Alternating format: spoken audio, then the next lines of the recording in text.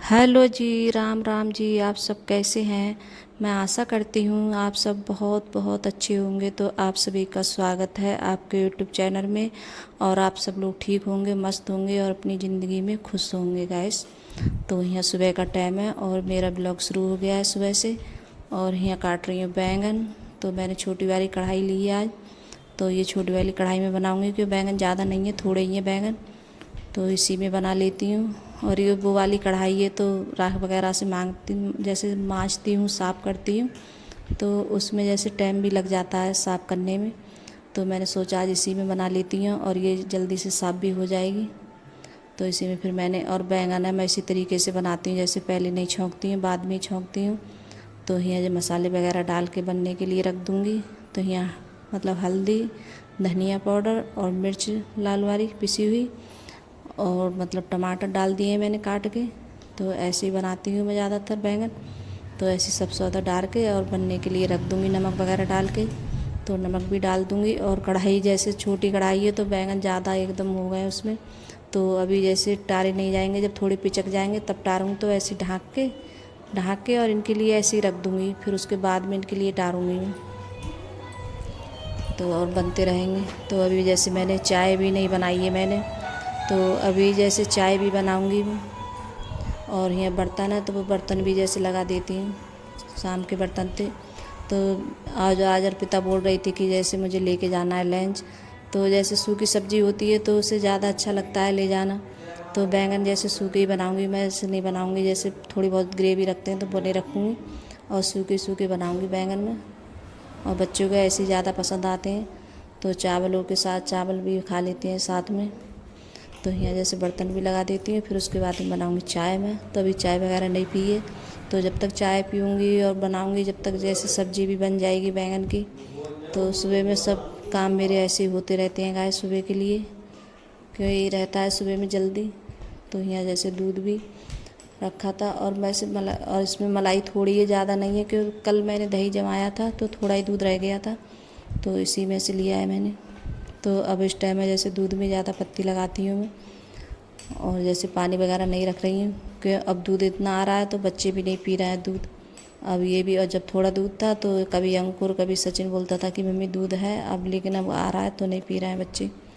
तो यहाँ बैंगन भी देखती हूँ डाल के। तो देखिए पिचक गए ये काफ़ी, अब अच्छे से टल भी जाएंगे। तो इनके लिए जैसे टाल देते हैं और फिर उसके बाद में इनके लिए ढक के फिर से रख दूँगी दोबारा से। तो बनते रहेंगे जब तक चाय वगैरह पीऊँगी। और आटा भी नहीं लगाया है अभी। तो जैसे आटा वगैरह लगाऊंगी मैं उसके बाद में, चाय पीने के बाद में। तो यहाँ जैसे चाय भी पी ली है मैंने। और चाय पीने के बाद में फिर यहाँ आ गई हूँ तो लगा रही हूँ आटा में। और जैसे पराठे वगैरह बनाऊंगी, चावल नहीं बनाऊंगी मैं, क्योंकि चावल अच्छे लगते हैं बैंगन के साथ में। तो थोड़े चावल हैं जैसे रखे हुए हैं तो इस वजह से नहीं बनाऊंगी चावल में।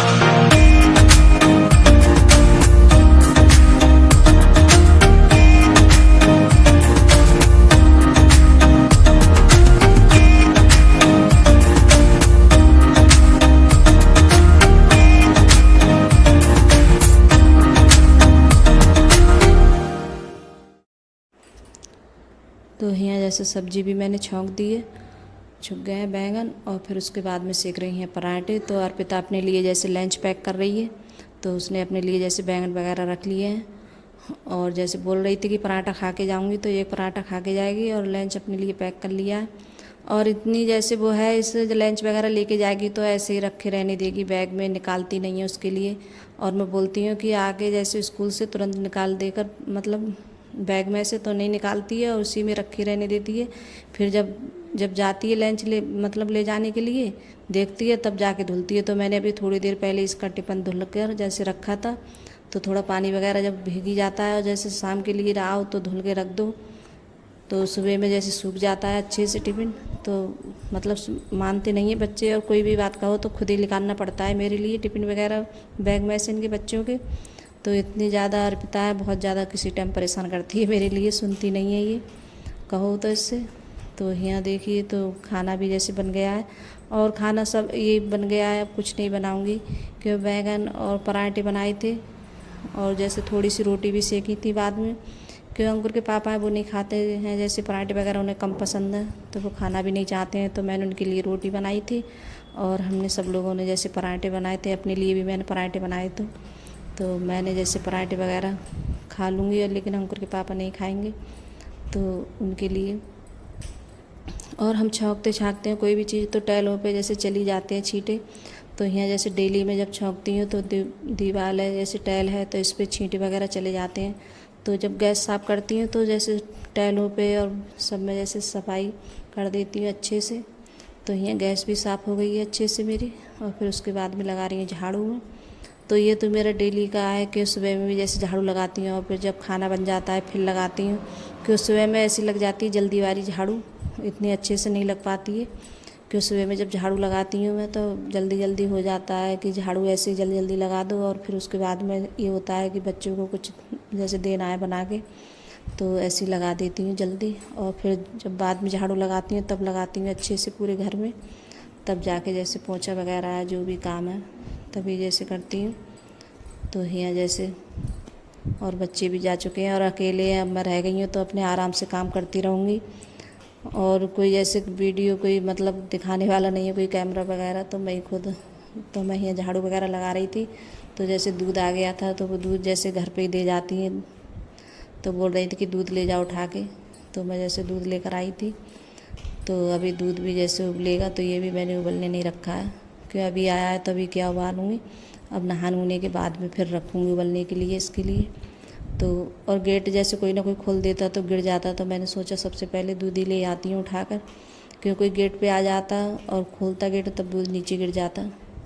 तो यहाँ झाड़ू भी जैसे कमरों में सब में निकाल के लाई थी मैं, और टीवी वाले कमरे में और पीछे वाला कमरा, इसमें सब में जैसे झाड़ू सब में निकालती हूँ दोबारा से, सुबह में भी निकालती हूँ दोबारा से भी निकालती हूँ झाड़ू।